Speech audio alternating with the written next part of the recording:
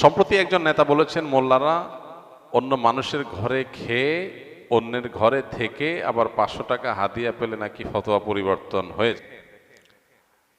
প্রথম কথা হলো, হুজুররা অনেকেই মানুষের দান খয়রাত হাদিয়া তোহফা এগুলো দিয়ে চলে।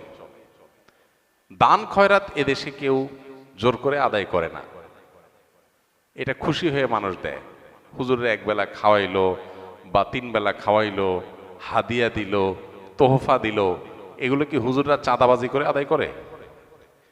কিন্তু যেসব নেতারা এই কথাগুলো বলে, ওনারা তো মানুষের কাছ থেকে চাঁদাবাজি করে টাকা নেয়। রাজনৈতিক নেতারা, আমি সবাইকে ঢালাওভাবে বলছি না, রাজনীতি করতে গিয়ে নেতা হতে গিয়ে মানুষের কাছ থেকে চাঁদাবাজি করে টাকা নেওয়ার কালচারে যারা অভ্যস্ত, বা যেই সোসাইটিতে সেরকম কালচার